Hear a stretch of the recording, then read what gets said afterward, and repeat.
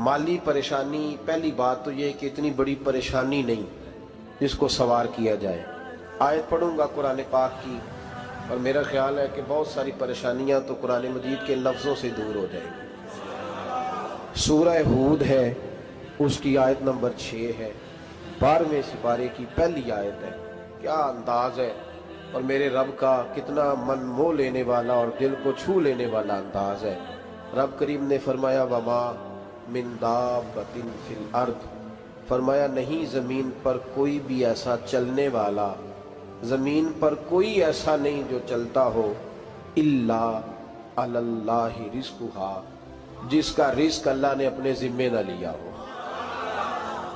ज़मीन पे कोई चलने वाला ऐसा नहीं जिसके रिस्क की जिम्मेदारी रब करीम की ना हो। ये जिम्मेदारी रिस्क किसकी है?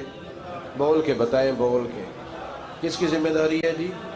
अल्लाह। देखें, गौर फरमाएं, यहाँ मुफस्सिरीन ने एक बात लिखी है इस आयत के तहत कि फरमाया जो ज़मीन पे चलने वाला है उसका रिस्क अल्लाह के ज़िम्मे। फरमाते हैं कि ये अल्लाह ने हमारी अकल के मुताबिक हमसे बात की, वरना आसमानों में जितनी मखलूक है रिस्क उसका भी अल्लाह के ज़िम्मे ही है। यहाँ जो फिल अर्द के लफ्ज़ है ज़मीन पे, वो हमें समझाने के लिए कि तुमने तो सिर्फ ये दुनिया देखी है ना, तो जिसको तुमने देखा है वो सब खाते अल्लाह का दिया हुआ ही है। तो जो हमने देखा था रब करीम ने उसके मुताबिक हमें समझा दिया।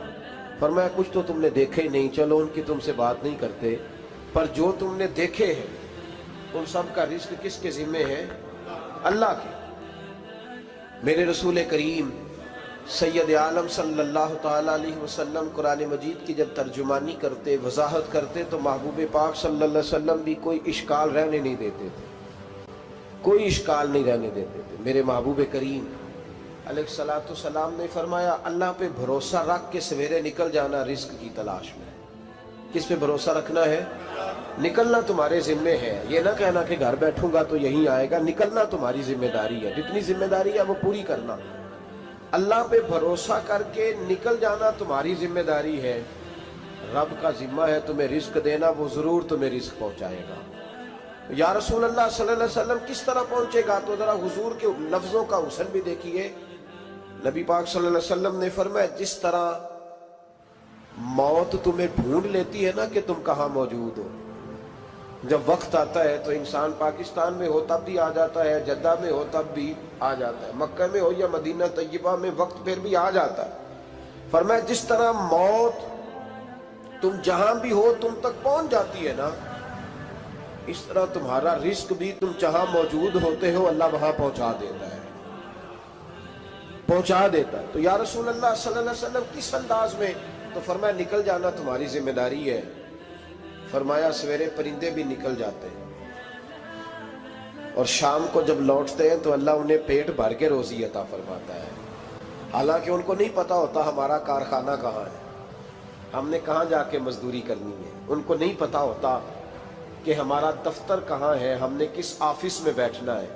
उनको नहीं पता होता कि हमने कहाँ जाके माल खरीदना है और कहाँ से हमने फिर उसको दोबारा बेचना है। उन्हें खबर नहीं होती। अल्लाह पे भरोसा करके निकल जाते हैं। निकलना तो तेरे जिम्मे है कि नहीं? फरमाया वो तू ड्यूटी कर, शाम को अल्लाह जो रब परिंदों को रोजी देता है वो तुझे भी अता फरमाएगा। मैं कहता हूँ सोच कितनी कमजोर है उस आदमी की जो कहता है कैसे मिलेगा। कितनी कमजोर सोच है। जो रब बैल को रोजी देता है, बकरी को रोजी देता है, इस जमीन इस धरती पे अगर बसने वाला ऊंट भूखा नहीं सोता, चले ये तो पालतू जानवर होते हैं, इस धरती पर बसने वाली अगर बिल्ली और कुत्ता रोटी खा के सोते हैं तो तू तो अशरफुल मखलूकात है। तूने अपने ज़हन में क्या टेंशन पाल लिया कि नहीं आएगा तो मर जाऊंगा, क्या बनेगा, किस तरह होगा? तू क्यों इतना परेशान हो गया? भाई माली परेशानी सबसे ज्यादा उस बंदे ने ओढ़ ली है जिसकी तवक्कुल की बात कमजोर हो गई है। तू सीधी तवज्जो अपने रब करीम की जानिब रख, सीधी तवज्जो अल्लाह की जानिब कर। रब फरमाता है जिम्मा तेरा नहीं, जिम्मा मेरा। लेकिन तनख्वाह एक आती है घर में। जब एक बच्चा होता है तो तब भी काम चलता है। जब अल्लाह 2 बच्चे दे दे फिर भी उस तनख्वाह से काम चलता है। जब 3 हो जाए फिर भी चलता है। जब 4 हो जाए, नहीं आप ना भी बोले तो बात तो सही है, बहरहाल काम फिर भी چلے اسی تنخواہ میں سے جب بندہ بڑے بیٹے کی شادی کر کے بہو بیاہ کے لے آئے تو پھر بھی کام چلتا ہے. اور جب اس بیٹے کو اللہ بچے عطا کر دے تو اسی گھر میں، اسی آنگن میں، اسی چھت کے نیچے کام چلتا ہے. تو پھر تو مان جانا کہ چلانے والا تو نہیں، چلانے والا کوئی اور ہے. پھر تو مان جا کے چلانے والا کوئی تو اس وقت جب تنخواہ تیری لگی تھی تو کہتا تھا ابا ابھی میری شادی نہ کر، میں بیوی کو کیسے کھلاؤں گا. تو وہی شخص ہے جس کی چھت کے نیچے پھر 1.5 درجن پوتے بھی پل رہے اور گزارا ان کا بھی ہو رہا ہے. تو رزق کا ذمہ کس کا ہے؟ اللہ کا، اللہ کا ذمہ. اب ہمیں پتہ ہے پہلی بات تو پریشانی اس لیے اتار دینی چاہیے کہ ذمہ ہمارا ہے ہی نہیں. اب دوسری بات یہ کہ ذمہ داری کس کی ہے؟ اللہ حکیم بھی ہے اور علیم بھی ہے. حکیم بھی ہے اور جانتا بھی ہے اور اسے پتہ بھی ہے کہ دینا کس طرح ہے. اب ہم پتہ کیا کہتے ہیں؟ کہتے ہیں وہ جو بندہ پجاروں میں بیٹھا ہے وہاں اسے نہیں بیٹھنا چاہیے تھا، اور میرا حق تھا. تجھے زیادہ پتہ ہے کہ اللہ کو؟ بول کے بتانا کس کو پتہ زیادہ ہے؟ کیوں جی؟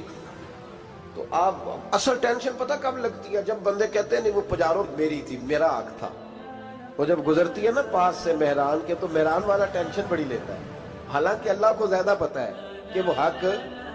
ایک بات اپنے ذہن میں یاد رکھ لے، رٹ لے کہ جو میرے لیے بہتر تھا میرے رب نے مجھے دے دیا. تو بات ختم ہو گئی. بس وصل اچھا ہے نہ فراق اچھا ہے، یار جس حال میں رکھے وہی حال اچھا ہے. بس جو میرے حق میں بہتر تھا میرے رب نے مجھے. مسئلہ یہ ہے کہ تو اس پہ راضی ہونے کو تیار نہیں. حضرت علی کرم اللہ تعالیٰ وجہ الکریم نے میرے نبی پاک کی ایک حدیث بیان کی ہے، اور جناب علی جب یہ حدیث بیان کیا کرتے تھے تو حضرت مجاہد فرماتے ہیں یوں لگتا تھا کہ جیسے حضرت علی ہمیں ہر پریشانی سے نکال رہے ہیں. مولا علی شیر خدا رضی اللہ تعالیٰ عنہ فرماتے ہیں کہ مجھے میرے نبی پاک صلی اللہ علیہ وسلم نے ایک طریقہ دیا تھا ٹینشن فری ہونے کا. آپ فرماتے ہیں مجھے تو بڑا راس آیا ہے، تم بھی اگر کر لو گے تو تمہیں بھی فائدہ دے گا. کہا وہ کیا؟ حضرت علی کہنے لگے محبوب علیہ السلام نے فرمایا تھا لوگوں تم اللہ کے دیے ہوئے تھوڑے رزق پہ راضی ہو جاؤ، وہ تمہاری تھوڑی عبادت سے تم سے راضی ہو جایا کرے گا. بس تم 2 نفل بھی پڑھو گے تو اللہ راضی ہو جائے گا. تم 1 رکوع بھی سویرے اٹھ کے پڑھو گے تو وہ راضی ہو جائے گا. وہ تمہارے 313 درود شریف سے راضی ہو جائے گا. تم اس کے دیے ہوئے تھوڑے رزق سے راضی ہو جاؤ. ٹینشن اس لیے ہوتی ہے کہ ہم راضی نہیں جو اس نے ہمیں دیا ہے. وہ حال میں مزید کی جو دوڑ ہے نا، حال میں مزید کی، بے قدرہ کچھ قدر نہ جاتی کیتی خوب تسلی ہو، دنیا دار پجاری زردے کتیاں دے گل ٹلی ہو، بک بک روشن اکھیاں تکیو ویک حویلی کلی ہو، تے کوچ نصیر اساں جد کیتی پہ جانی تھر تھلی ہو. تو یاد رکھیں یہ جو ہے نا مصیبت کے مال آ کیوں نہیں رہا، وہ سامنے والا پلاٹ میرے گھر کے سامنے ہے گھر کے سامنے، پر رجسٹری میرے نام کیوں نہیں. یہ مصیبت سانس نہیں لینے دیتی. موٹر سائیکل کھڑی کرتا ہے نا جب آ کے دکان سے روٹی کھانے آتا ہے، دفتر سے گھر آتا ہے، کاروبار سے آتا ہے، تو جہاں موٹر سائیکل کھڑی کرتا ہے وہ ٹینشن بڑی ہے کہ کبھی میری ہو جائے نا یہ والی جگہ تو میں یہاں بھی بورڈ لگاؤں اپنے نام. اس نے مالی پریشانی پیدا کی. تو جس حال میں ہے، کیونکہ تو نے اپنا یہ حال خود نہیں بنایا، جس نے بنایا ہے وہ بڑا بہتر جانتا تھا کہ تو اسی حال میں اسے اچھا لگتا ہے. تو اسے اسی حال میں. ایک بزرگ تھے تو ان کی طبیعت بڑی علیل ہو گئی، بیمار ہو گئے، تو اللہ نے آزمائش دی تو کیڑے پڑ گئے وجود میں. ایک کیڑا یہاں سے کھا رہا تھا، اللہ والے بڑے راضی رہتے ہیں اس کی رضا پہ. تو کیڑا یہاں کھا رہا تھا تو نیچے گر گیا، تو بابا جی نے اٹھا کے پھر وہاں رکھ لیا. کہنے لگے جب اس نے تیری ڈیوٹی مجھے کھانے کی لگائی ہے تو میں اس بات پہ راضی ہوں، تو نیچے کیوں گرتا ہے؟ بٹ ٹھیک ہے کھا، جب اس نے تجھے ڈیوٹی جو تیری لگائی. سالبہ بن عبد الرحمن ایک صحابی تھے، سالبہ غالباً نبی پاک صلی اللہ علیہ وسلم کی خدمت میں آئے. کہنے لگے یا رسول اللہ صلی اللہ علیہ وسلم غربت بڑی ہے، میرے لیے دعا کریں اللہ زیادہ مال دے. تو محبوب صلی اللہ علیہ وسلم نے فرمایا تو جس حال میں اچھا ہے وہ تیرے لیے بہتر ہے، جس میں تو ہے وہی حال تیرے لیے. مشکل ہے نا یہ جواب سننا. کہتے پیر صاحب فلاں جگہ سے تویز آیا، وہاں تو وارے نعرے ہو گئے، تو آپ کے ہاں. تو میں کہتا ہوں یہ تویز دینے والا اگر تویز دے کے امیر بناتا ہے تو پہلے خود کیوں نہیں بنتا؟ یہ خود تو 150 کا تویز بیچ رہا ہے، اپنی بیچارے کی حالت یہ ہے. اگر اتنا ہی تویز اس کا چلتا ہوتا تو پہلو 5 ٹیوب پجارو اس کے دروازے پہ کھڑی ہوتی. عجیب چکر ہے اور عجیب جگہ لوگ الجھ گئے، سمجھتے ہی نہیں بات کو. یا رسول اللہ صلی اللہ علیہ وسلم دعا کر دے تو محبوب نے کیا فرمایا؟ فرمایا تو جس حال میں ہے نا وہ حال تیرے لیے بہتر ہے، اسی میں رہ. کہ نہیں حضور دعا کرے. فرمایا سال بعد تو باز آ جا. حضور دعا کرے. فرمایا تو باز آ جا. 2-3 دفعہ کا ضد کی. محبوب نے فرمایا جا پھر اللہ تجھے زیادہ پیسے دے گا. چند بکریاں خریدی، اتنی برکت ہوئی کہ بکریوں کے ریوڑ بن گئے. پھر کچھ بکریاں بیچ کے گائے خرید لی، ان کے بھی ریوڑ ہو گئے. پھر کچھ اونٹ اونٹنیاں لے لی، ریوڑ ہی ریوڑ. پہلے 5 وقت مسجد میں آتے تھے، اب فجر اور عشاء رہ گئی. پھر مال زیادہ ہوا تو مدینے شہر میں کوئی جگہ ہی نہیں، مدینے سے باہر حویلی خریدی، پھر جمعہ ہی رہ گیا. جمعے کے جمعے آتے. زکوٰۃ کا حکم آیا. میرے نبی کریم علیہ السلام نے حضرت ابو ہریرہ کو بھیجا. فرمایا جا اسے کہہ تیری زکوٰۃ بنتی ہے 2.5%. 10 کروڑ روپیہ ہو تو کتنی زکوٰۃ بنتی؟ بھئی 1 کروڑ کی 2.5 لاکھ ہوئی نا، تو 10 کروڑ کی کتنی ہوئی؟ تو بڑی مصیبت ہے جب بینک سے میسج آتا ہے نا کہ 25 لاکھ نکل گیا تیرے اکاؤنٹ سے. بہت بڑی مصیبت، بڑی ٹینشن ہوتی ہے. ایک صاحب میرے پاس آئے، ان کی زمین اچانک مہنگی ہو گئی. اچانک پہلے کچھ 15-16 لاکھ کی ایکڑ زمین تھی، پھر وہ کروڑ کی ہو گئی. تو میرے پاس آئے، کہنے لگے وہ 10 کروڑ روپے بنتے ہیں تو زکوٰۃ. تو میں نے کہا آپ نے کیا کیا؟ ذری زمین پہ عشر آتا ہے، اس پہ زکوٰۃ نہیں آتی، تو آپ نے کیا کیا؟ کہنے لگے وہ کچھ سوسائٹی کے رول کے مطابق میں نے فائلیں وغیرہ لے لی ہیں، اب میں نا کبھی موقع آئے گا تو ان کو بیچوں گا. تو میں نے کہا اب تو آپ کا یہ مال ہو گیا بزنس کا، تو اب تو اس پہ زکوٰۃ آئے گی. 10 کروڑ پہ جب 25 لاکھ سنا تو کہنے لگے فوراً دینی پڑتی ہے کہ تھوڑی تھوڑی سے بھی کام چل جاتا ہے. تو میں ان کا چہرہ دیکھنے لگا. میں نے کہا نہیں وہ تو آپ کو پتہ ہے. ویسے حضرت عمر فرمایا کرتے تھے بانٹ کے نہ دو، کوشش کرو کسی ایک کو ہی دو، چلو کسی کا تو کچھ بن جائے. تو ایک کو ہی دینی چاہیے. کہنے لگے تو مطلب یہ ایسا ہی حکم ہے؟ میں نے کہا آپ کسی اور سے تحقیق کر لیں. اب یہ بھائی لیتے وقت نہیں تجھے ٹینشن ہوئی کہ 15 لاکھ کا کروڑ ہو گیا تو اس وقت نہیں تو نے کہا کہ یا اللہ، تو یہ کیسی سوچ ہے مسلمان؟ کس طرح کا اس کا؟ ہمارے ہاں جب کسی آدمی پہ حالات خراب ہوتے ہیں نا تو سب سے پہلے وہ اس طرح کرتا ہے کہ جو میں کہیں اللہ کے رستے میں دیتا ہوں پہلے اسے بند کروں. جس رستے تجھے آ رہا تھا پہلے تو نے وہ رستہ بلاک کیا. حضرت اسماء بنت ابی بکر صدیق کہتی ہیں میں حضور کو مسجد کے لیے، ادارے کے لیے، صحابہ صفحہ کے لیے کچھ دے رہی تھی تو میں نے گننا شروع کیا تو حضور مسکرانے لگے. حضور مسکراتے کیوں ہیں؟ تو فرمانے لگی، محبوب فرمانے لگے اسماء اللہ کے رستے میں گن گن کے نہ دیا کر، ورنہ وہ بھی تجھے گن گن کے دے گا. تو اس کے رستے میں بے حساب دے، وہ بھی تجھے بے حساب ہی عطا فرمائے گا. لیکن پہلے یہ والا پہلے دروازہ بند کرو، یہاں سے پیسے ختم ہو رہے ہیں. تو اس طرح کرنا بھائی. اس دفعہ سوٹ ذرا گرمیوں والے نہ خرید، لیکن جو تو اللہ کے رستے میں دے رہا ہے اسے دیتا رہے. لیکن ہم اپنا نقصان زیادتی کرتے ہیں اپنے ساتھ. میں نے آپ کو پہلے بھی بتایا تھا پیار کی بولی ہے، پھر بولتا ہوں. ایک بڑے بڑے پیار والے دوست ہیں، ایک دفعہ مجھے کہنے لگے کہ آپ کئی دفعہ اعلان کرتے ہیں تو مجھے اچھا نہیں لگتا، اور آپ ادارہ بھی بہت زیادہ بننے والا ہے، بڑی چیزیں میں دیکھتا ہوں جو ہوں تو بڑا نظام اچھا ہو جائے. آپ دعا کریں اللہ مجھے پیسے دے تو میں بڑے سارے خرچ کروں گا اس کے راستے میں. تو میں نے کہا یا اللہ اسے 10 کروڑ دے، یہ 9.5 کروڑ تیرے راستے میں دے دے گا. تو چپ کر گیا، جس طرح آپ نہیں کر گئے سارے، چپ کر گیا وہ بھی. اس نے کہا جی نہیں جی انشاءاللہ کریں گے. تو میں کیا پلیا جے دے دعا پہ ہوں دیا، ابھی تو وہ آئیں گے تو تب دیکھی جائے گی. تو یہیں اڑ گیا ہے. یعنی 9.5 کروڑ اللہ کے راستے میں خرچ کرنے کی دعا پہ بھی آمین کوئی نہیں کہتا کہ چلو آمین ہی کہہ دے. تو میں کہا تینوں تے 50 لاکھ بچتا سی پیا، لیکن تو اس سودے پہ تیار ہے. جب یہ سوچ ہوتی ہے، یہ غلط سوچ ہے. یہ بات تو اگر تے مسکرانے والی، لیکن یہ سوچ صحیح نہیں. حضرت عثمان غنی رضی اللہ تعالیٰ عنہ کہتے ہیں جس وقت نبی پاک صلی اللہ علیہ وسلم نے اعلان کیا نا جنگ کے موقع پر کہ 800 سپاہیوں کا خرچہ چاہیے، کہتے ہیں میرے پاس 600 کا تھا. یہاں ایک روایت میں حضور نے 1000 کا اعلان کیا تو میرے پاس 800 کا تھا. جب 2-3 دفعہ نبی پاک نے اعلان کیا تو کہتے ہیں میں نے کھڑے ہو کے کہا یا رسول اللہ پورا 800 کی طرف سے. کہتے میں نے 200 سپاہی کا خرچہ ادھار اٹھایا لیکن پورے 2 مہینے نہیں گزرے تھے، رب کریم نے مجھے کئی گنا کر کے پیسے واپس عطا فرما دیے۔ پر بات تو یہ ہے کہ تیری وہاں لو لگی ہو، تو تجارت کرتا ہے ان لوگوں کے ساتھ جو کیا دے سکتے۔ تو سالبہ کے پاس حضور نے پیغام بھیجا، پہلے تو کہا تیرے لیے بہتر نہیں مال، جب اصرار کیا تو بڑی برکت ہو گئی، بڑا آیا تو فرمایا زکوٰۃ دے، 2.5 زکوٰۃ ہے۔ اب جب سوچا کہ 5 اونٹوں پہ ایک بکری جائے گی اور بڑا سارا مجھے دینا پڑے گا، اب جب غور کیا تو یہ تو نہ کہا کہ میں نہیں دیتا۔ حضرت ابو ہریرہ سے کہنے لگے نبی کریم علیہ السلام کی خدمت میں عرض کرنا کہ میں خود آؤں گا۔ حضرت ابو ہریرہ نے آ کے عرض کی یا رسول اللہ صلی اللہ تعالی علیہ وسلم، حضور وہ کہتے تھے میں خود آؤں گا، تو کہتے ہیں محبوب نے ٹھنڈی سانس لی، فرمایا اسے کہا تھا کہ تیرے لیے مال بہتر نہیں، اب ہلاک ہو گیا، ہائے افسوس ہلاک ہو گیا۔ ان کو بھی تھوڑی دیر کے بعد احساس ہوا کہ یہ میں نے کیا کیا، نبی پاک کوئی کہہ دیا نہیں ہے، حضور کو کہہ دیا بعد میں آؤں گا۔ اب دوڑے آئے، عرض کی حضور میں سارا کچھ لے کے آیا ہوں، قبول کر لیں۔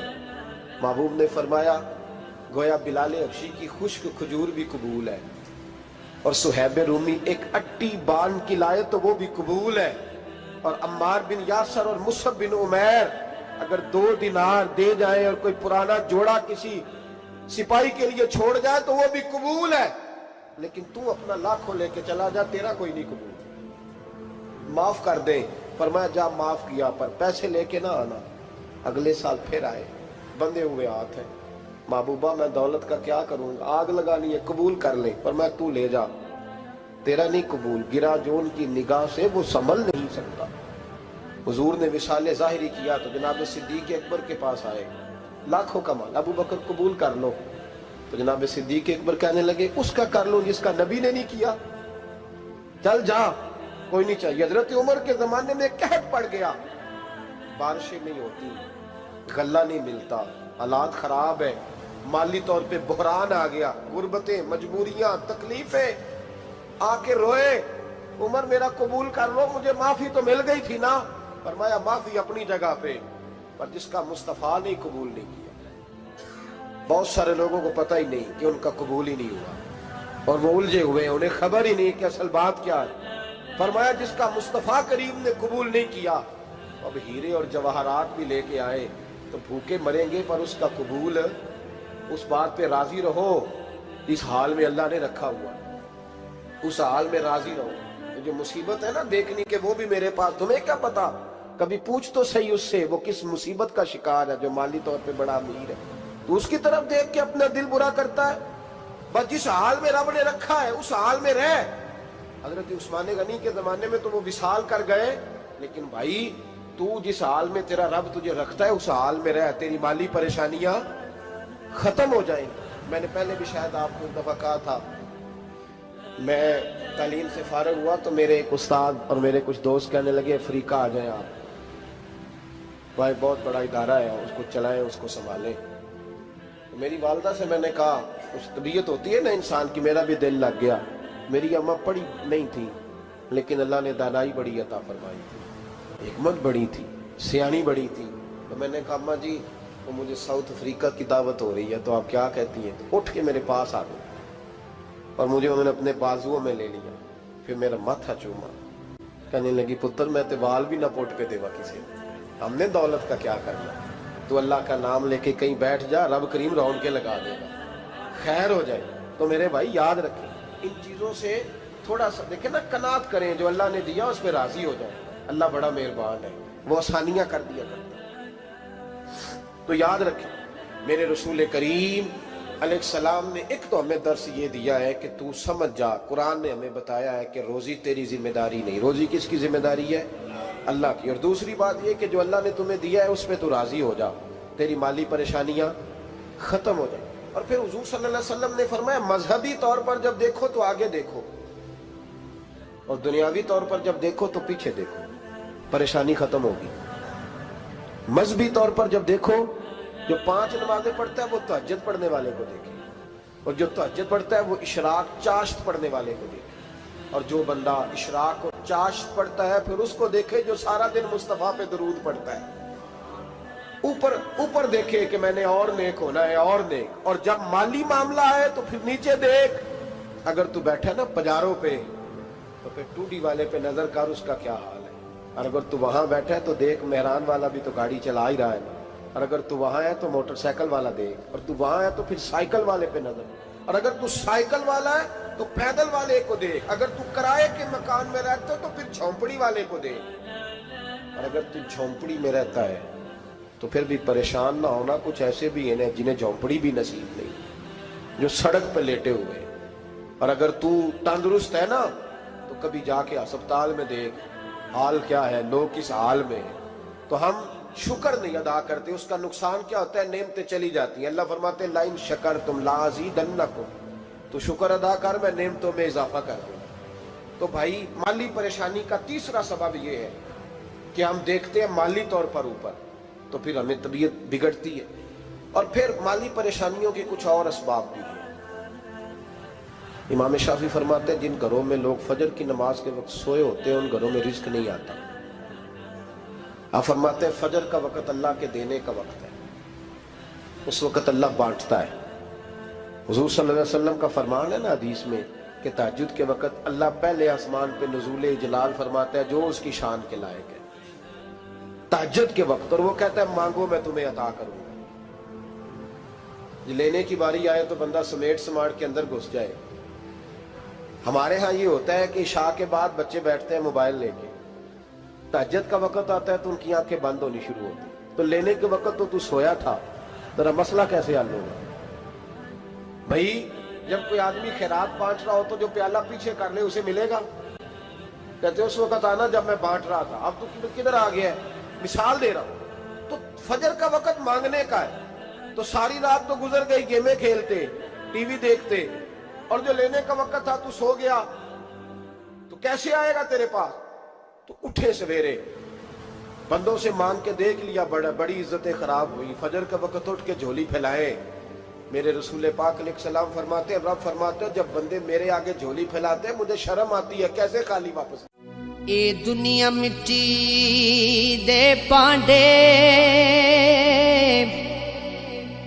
कई बनदे ने कई टैंदे ने, कई नाल सलूक दे रहन इत्थे, कई एक दूजे नाल खईंदे ने। ते साजद हो जिन्नू मरज शकदी